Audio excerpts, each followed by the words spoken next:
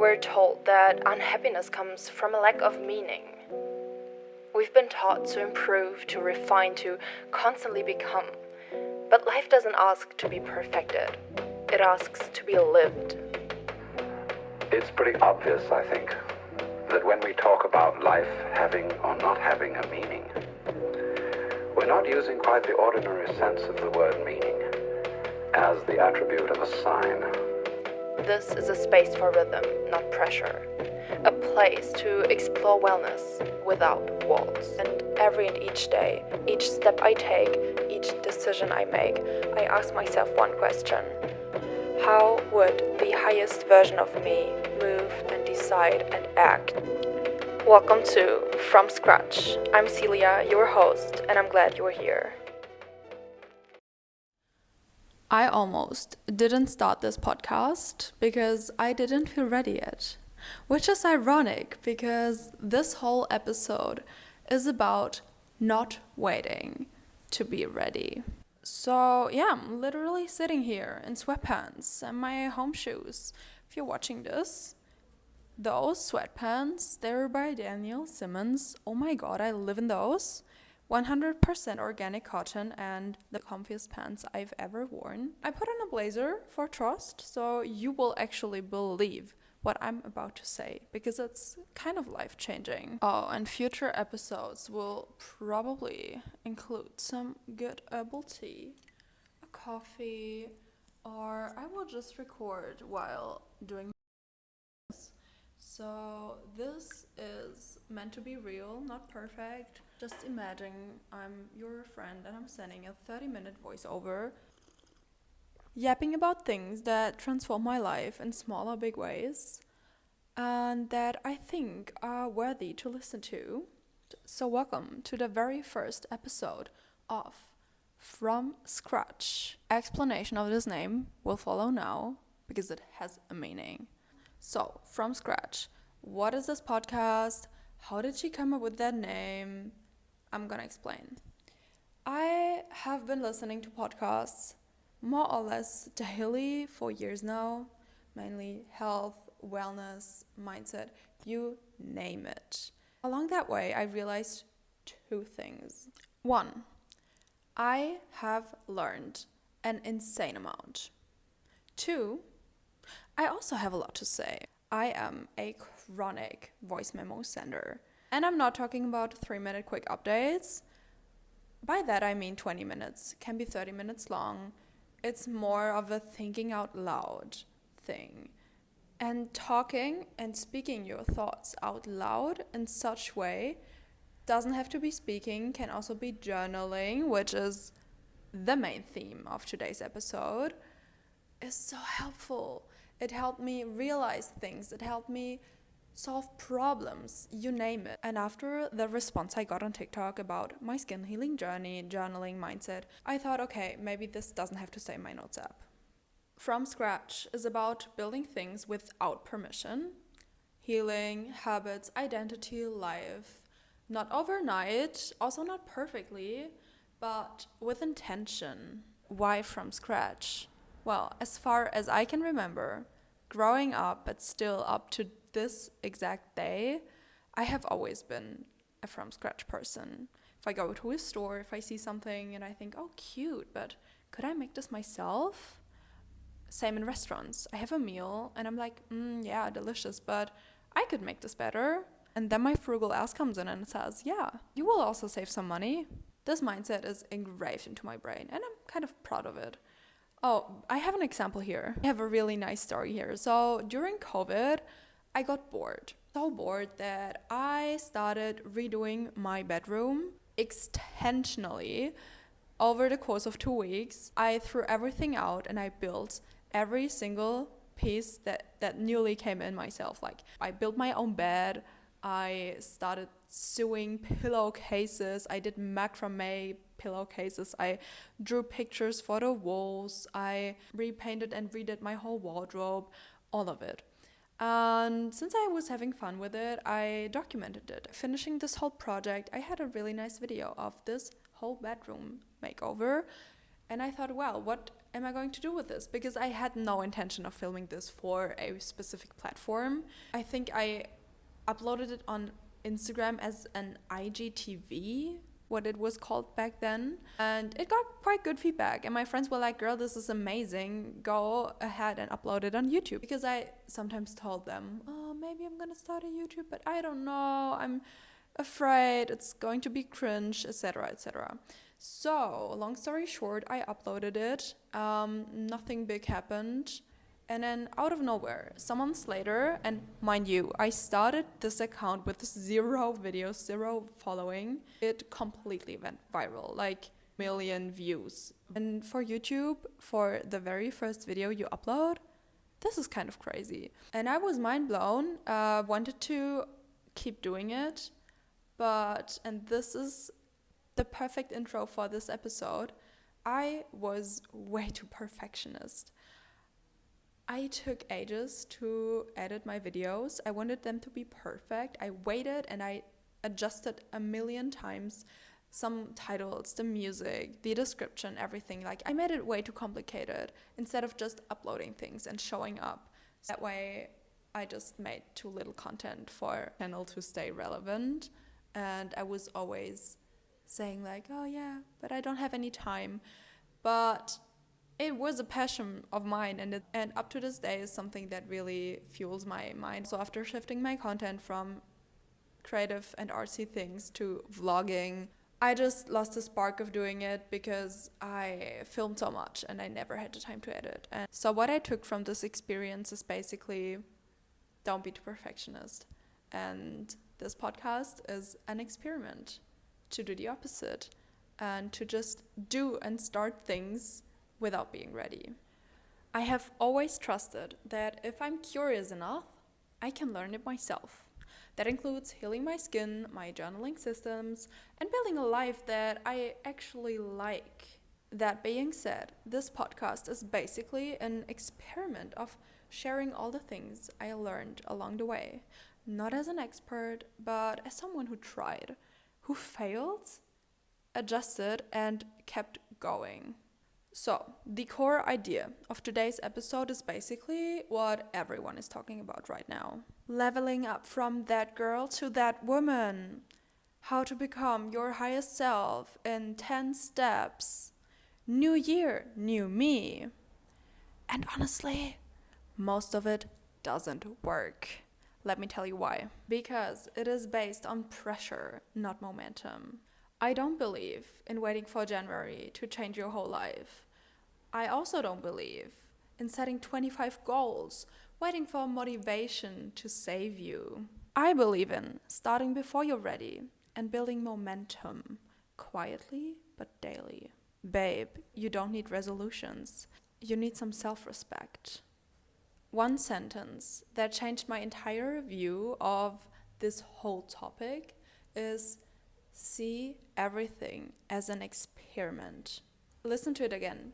If you see everything as an experiment, nothing will be that serious anymore and you will actually start doing shit. I stopped treating habits as rules because rules are something you want to rebel against.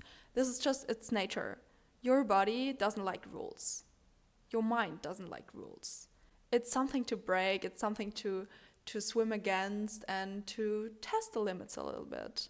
But if you change rules into, it's an experiment, there's something deep inside me that gets really disciplined and motivated to keep doing it and to keep showing up for myself and to want to, maybe it's also the competitive as myself or the Taurus coming out, but it motivates me to show up the best way and to fulfill the experiment the best way that I can. So I think it's just a way that I'm tricking my mind with.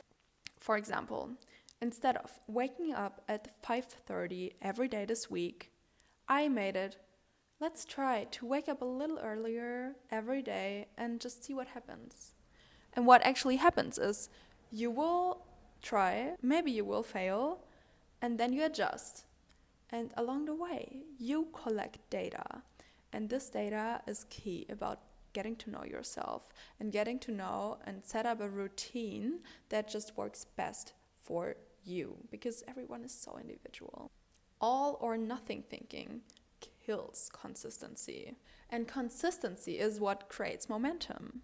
So if you have one bad day, or if you wake up or sleep in for a day, it doesn't ruin your life. Because if you look at the big picture, and if you know, okay, but all the other days of the week, I tried at least, or I woke up a little earlier than usually, this will move the needle. Curiosity. A curious mind will build consistency better than discipline or motivation ever will. Okay, maybe let's talk about discipline a little more, because I feel like discipline and consistency and motivation, it's all of the same field, but they're three totally different things. Okay, first of all, discipline isn't punishment. It's choosing yourself repeatedly. I think the best example I can give here about my own path is my skin. If you haven't seen my videos on TikTok yet, I'm sharing my skin healing journey. And I had really bad and cystic and inflamed acne only 1 year ago. I posted a video so you can really see proof. And I achieved to heal it holistically. And when I say that it wasn't easy and this was not a thing that happened overnight, this is exactly what I mean by that. Healing my skin the holistic way, without taking a pill, without taking medicine, it meant showing up for myself consistently every day. And the small decisions that I made, as for example, eating clean, going to bed early, de-stressing in my daily life, and regulating my nervous system, all of those things didn't happen overnight. It wasn't like a switch that I clicked and then I knew, I need to use one cream and now my skin is clean. No, it was systems that I had to create, and that only affected my skin and my body and calmed down my inflammation when I did them and started doing them repeatedly, daily, over a really long period of time. So it took me a lot of experimenting, which is basically, again, back to the topic of today, experimenting what works and what doesn't, adjusting, and then implementing the things that actually work into your daily life and making it autopilot. This is where real change happens. And this is the best example for consistency. Now that I also already mentioned the word autopilot, maybe let's dive into this topic a bit more, because it's really important and I wanted to explain a bit what the difference between autopilot and conscious living is, and why it's so important to know where to switch it off and live consciously and with awareness. For example, eating clean. This is something for me that is already so deeply engraved into my brain, because it makes me feel good. It's autopilot. If I had to choose between a burger and fries and a really balanced whole foods meal, of course I would go for the whole foods meal, because I'm at a point I think I already get hungover when I eat processed food too much. Of course, again, we don't need to get into a toxic all or nothing mindset here, because one burger and fries won't ruin your whole skin healing journey or your health. I do have burger and fries sometimes, but I would still always prefer the healthy meal, and even the home cooked the most. Because I know what's inside, I made it myself, I know that my gut will love it, there's no processed food in it, there's no seed oils in it. I don't want to dive too deep into nutrition today, but since this is a really big part about healing my skin, I think it is essential. But coming back to the autopilot part, this is where autopilot is great. However, other parts of life need awareness. I constantly ask myself, is this thing actually moving me closer to the life I want, or is it just filling time? Because often habits that we do on autopilot are time fillers. And of course, those time fillers are good and important, and mostly they are for your health and for your longevity and for healing and everything. But we also want to live life. We don't need to optimize everything. There are things where we just need to be, girl, do you really enjoy what you're doing right now? Like, If you have a 5-hour morning routine that just deprives you from sleep, and that actually if you really ask yourself, you're not enjoying it, why are you doing it? Because the life you live right now is what you in the end look back to how you lived. It's the small things that you do every day that create the thing you call life, and that you maybe sometime want to tell your children about. If they ask you, oh, what did you do? Yeah, I spent 10 hours of my day being at home and taking care of myself. Okay, but for what? You need to find balance between the things that need to happen on autopilot that will move you closer to your highest self, to your healthiest self, to your most wealthy self, to your most yourself, just like the person you really want to become. But then you also need to be really aware of the now and what happens now, and be in the now, seeing friends, seeing your family, just be here, notice things, notice life, and enjoy it. Okay, coming to the practical part of today's video. To the answer of the question, how to stop waiting for life to happen to you, but make life happen. Because this is where everything comes together to me. And that also made me start this podcast now. It is my journaling system. It is a place where I basically protocol all of these experiments that I'm talking about. The experiment called life, the experiment called my skin journey, or things that I'm learning, my curious mind. Think like a protocol you had to write in chemistry in high school for an experiment. This is how you're gonna do it. And you will start journaling after listening to all of this. So, my journaling ecosystem explained. I basically used to have multiple journals, but it stressed me out. When I'm traveling, when I'm not at home, my bag doesn't fit like 10 different journals. So I needed it to be really compact, but I didn't want to compromise. I didn't want to take only one journal, because sometimes I want my commonplace journal, sometimes I want to do something in my scrapbook, sometimes I'm just wanting to do a simple diary entry or a reflection page with prompts. And now I found a system where everything comes together in one single journal. I tested it for the whole year of 2025, and it's the first year that I consistently used my journal nearly every single day without question. The years before, there were periods where I just was overwhelmed, because when I don't journal for some months, I'm like, oh my god, my journal has no idea what happened. I need to tell her about all the things that happened, and I'm procrastinating because I know I need to write so much what happened, but screw all that. Your journal doesn't give a shit if you don't tell her about 2 things in your shitty life. It's just about staying consistent, and you don't have to write about every detail, but just keep showing up. It's about consistency. The first thing I did is level up my journal from a really small A6 one to a big one. I now have the moleskin. I think it's extra large. It's like not A4, but like a tiny bit smaller, that it still fits my like most of my bags, and that it isn't too heavy, so I still carry it with me. I split it up into 6 parts.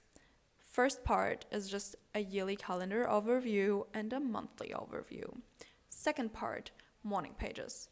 This is where I show up every day. I have mostly every day the same easy prompts, so it only takes me 5 minutes to write something.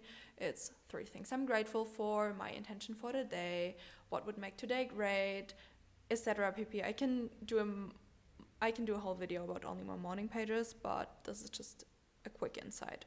Secondly, I have a weekly overview. This is where I plan everything, where I have my tasks, my daily schedule, things that I can't forget, my to-buy list. At the beginning of the year, I don't do every week already perfectly. It's just an evolving process. I always prep it the week before, because sometimes I realize in the process of using it, this is also again about experimenting and adjusting. I realize that a format that I'm doing right now doesn't really fit my current life episode. Like maybe I don't have a lot of tasks, but I'm traveling more, so I need more space to the things I need to pack, or like, you get it. It's always evolving. After this part, I have some pages that I currently call memory pages. It's a mix of a scrapbook. I could also call it archives. This is a place where I also do my monthly reflections and prompts. At the end of the month, I reflect about the old month. I have intentions for the new month. This is where this belongs, but I also would put photos into this part, or tickets from my travels and all of this kind of stuff. So this is just a really experimental and fun part of my journal. After this, I have some collections of lists and things. It's a little more life admin-y, but I also have like just lists of books I want to read, of podcasts I heard that I found great, about cafes, places I want to go. And often I just need a page for a really good list, like brain dump for content ideas or anything. So all of this goes in there. And then the last part, and at the very end of my journal, I have my diary pages. This is just a part where when I need some space to write long format things, like 1 or 2 pages about what is going on in my life, if I have a topic I really want to reflect deeper on, if I have a prompt where I want to dive more deeply, and if I want to do a life update in my journal, tell her about something that happened, if something bad is happening, if I'm not feeling well, if I'm feeling really good, all of this belongs in the last part. This is a setup that I started in the beginning of the last year, and as I said, it was life-changing. I have a really nice and full, blooming, flourishing journal now that I am taking everywhere with me. This is why I'm doing the exact same setup for 2026. The only thing that I'm changing and that I'm super excited about is that I'm setting it up in a more beautiful way, because I DIYing a journal cover. My journal is quite big, so I already have a small journal cover, which is amazing. It's by Soft Structures, a small business of a really dear friend of mine. I highly recommend having a look into their products because it's so beautiful, and I want to protect my baby a little more. I actually have it laying next to me. I'm gonna remove the journal for a second to really show you. So this is super high quality. It's a real leather cover, and it just has this elastic here, and you can fit in your journal here perfectly, and it will protect her. And in the back there are more straps where you can also collect some photos or some tickets or anything. And since they only unfortunately have it for the small sizes, my journal is a big ass baby. I went to a fabric store and I found the perfect leather fabric that I will wrap around. And I also found some cute little accessories for her, some straps, some stickers, just some things that I want to spice her up with. And as I'm a really visual person, I printed out my images for the vision board that I'm doing in the journal. Not on a board at home that will only collect dust and hang there, and I won't look at it anymore because I'm also traveling so much. I decided to do it in my journal, and I already implemented it in the last year, like during the year, to do just many kind of inspirational pics and photos I have from Pinterest or that I took myself that motivate me and inspire me, and that make it not as bland and blank as it is in the beginning. So this leads me to the last part of this episode. What am I actually doing to set up my journal, and what are the prompts that I asked myself for the new year? What am I doing to stop my experiments? Okay, actually I will grab the pictures that I already printed to show you what I mean. Exposing myself now that I'm actually sitting here in sweatpants, but this is the best way. So I have a dozillion tiny little images that I printed. The way I do it is I just go on Pinterest. It's really important. Please don't type in vision board 2026 or 2025. It's because everyone has so individual visions, and what is important here is to get really specific. Think about your life in 5 different categories, and I even printed out a tiny picture for this. You need 5 hobbies. 1 for money, 1 for shape, 1 to stay creative, 1 to build your knowledge, and 1 to evolve your mindset. print it out, put it into your journal. This is key.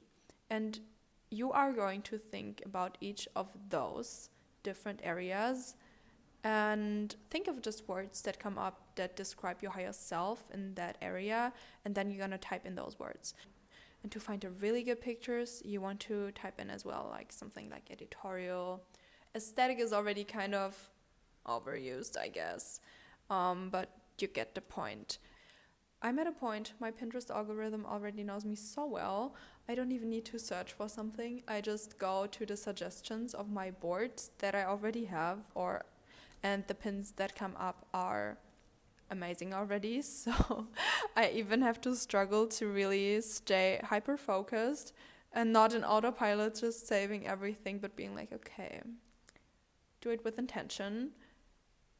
Is this actually something you want to achieve, or is it just like a nice picture? But be specific. And if you have a specific goal, like a place where you want to live or things you really want to do, some people also do a bingo vision board, which is kind of fun to me. You could also implement this into your journal, like just create a little bingo card of a bucket list for the new year. And this also can include fun things, and not only can but must, because life is meant to be fun. So also include things like, I don't know, doing yoga by the water, or I also have a really nice picture of a journal here, and I like the design of this one. I also love to implement words and phrases or quotes that motivate me, but I don't want them to be too boring. Yeah, just like health. Then I want to go hiking more often. I'm a nature girl. Also do print out some pictures that I just think are aesthetic and fun, but I won't put them onto my vision board. But for example, on my December morning pages page, this might be a picture like this one. I don't know if you know her. It's Pippi Langstrumpf. It's a German, or is it a Scandi childhood hero? Oh my god, I loved this girl. I learned a lot from her, not gonna lie. This would be pictures that are just nice because of the vibe that I may be going to glue on my December monthly spread. You get it. I don't need to dive too deep into this. There will be 2 pages dedicated to this into my journals. I also created a little title. By the way, all of this is being put together on Canva. I just save all the Pinterest pins and then I make a collage in Canva. This is my vision board game. To wrap this all up, let's come to the questions and prompts and reflections I ask myself about the past year. To the pages that I'm doing to reflect on the past year. Let me explain how I'm documenting my experiments. I make 2 pages for 2025 and 2 for the new year. And I'm setting up those pages as the actual protocols. Think the science experiments you did back in high school and view everything I write down as data points with no judgment. And I say this because you need to be brutally honest to yourself. If you lie to yourself and you say, oh yeah, I had a great morning routine and I had a really great diet and I did this and that, but you are deep down not happy with it, or even though you have a perfect diet, your body doesn't respond well to it because you maybe have some food intolerances, you need to focus on that. So I'm writing down routines that I tried, habits that I tested, things that I did and that I didn't pick up after a week or so because it didn't help me accelerate. So I don't write down goals, I write down routines, habits I tested, anything, even though I didn't pick it up after 2 weeks. So first thing, what experiments did I run this year? And it's really important to do this with no judgment here. You need to be brutally honest to yourself. Secondly, I try to find out what moved the needle out of all those things and experiments that I tested. So those questions could be: what gave me energy consistently? What made my life feel calmer, clearer, lighter? What surprised me by working better than expected? Thirdly, what did not work? And ask yourself why. No drama. I know this is a step you might want to skip, but please don't. It's crucial, because exactly this, asking yourself what pulled you back and didn't accelerate the way you move towards the life you want to live and your highest self, this is what you need to be asking yourself. So ask yourself what felt forced, what drained me, even if it looked good on paper, looked good on the Instagram or in a story. Ask yourself what really fulfilled you, or if you just did it because it looked good for the outside audience, for the people around you to tell your friends about. You need to be brutally honest here. And the third question is what worked for a season, but not long term, because we want to create systems that work long term and that feel easy. Autopilot. Fourth part, what patterns do I see? When do I thrive? When do I spiral? And what environments help me to show up as my best self? The friends you surround yourself with is what really makes an impact on you and how you behave. And this isn't only about friends, but also like the place you live at, the places you go to, the things you consume. It comes back together. And the last part I'm doing to reflect about the old year is writing a letter to myself 1 year ahead. And this doesn't have to be too deep and extensive, because this is a part of the whole reflection that I always procrastinate and that I sometimes found myself doing in the new year, because I was like, no, I need to carve out 3 hours for this because my year was so crazy and it was so much going on. Yes, we all know that, but focus on the process and not on the outcome. So the things I'm asking myself here is, what did I learn about myself this year? And I love to do 12 things that I learned. So I asked myself, what did I learn about myself this year? What was my highlight? What was like more of a low phase in my life? Moments that come to my mind that I want to keep forever. Like, just think what comes genuinely to your mind the minute you think about a happy moment. Don't look into your camera roll, but let it come to you naturally. This is also really important to see what moments in your life you actually enjoyed, or which you only lived through your phone and you went to and took photos or videos, but you weren't present in the moment.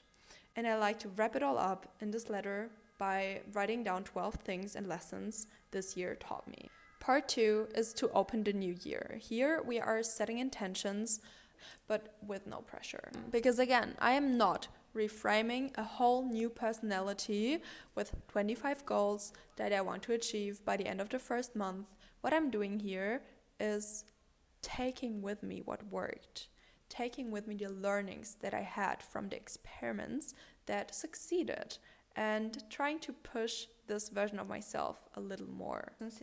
Okay, I'm reading out my questions here again. First, what experiments am I continuing? This is about habits that already feel natural, about routines that support my nervous system, ways of living that feel sustainable, long term, nothing that will change my life overnight.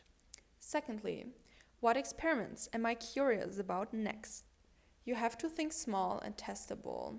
For example, something you want to try out for 30 days, like cutting out sugar or alcohol for 30 days and see what happens. A routine that you might simplify, or a boundary that you want to enforce. Think, what happens if I try this or that? Thirdly, how do I want to feel on a normal Tuesday? This isn't about peak moments. It's about the everyday, the boring real life. So make a list of 3 words. I name you some you could choose from. Could be you want to be calmer, clearer, more grounded, more playful, less rushed, but don't make it as many as that. Make it 3. Don't make it overwhelming. Fourth, what does success look like this year? And you really have to redefine it here. Choose consistency over intensity, awareness over perfection, and showing up, even if it's messy. Fifth part and last part, one grounding rule for this year. Think like a mantra, something you can come back to when things get a little stressful, a little messy, anything. It just needs a simple phrase that sticks to your mind.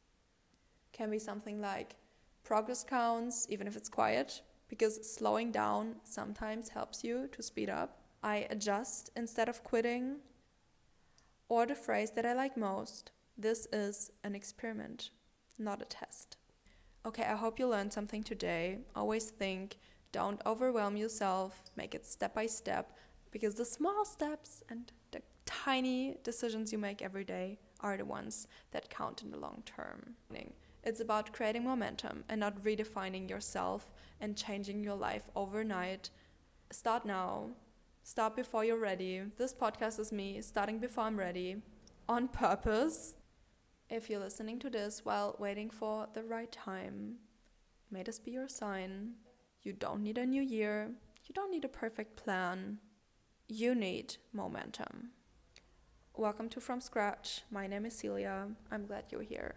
All my channels are linked below. Watch this on YouTube to see me visually setting up my journal for 2026. I link my journals below. Bye.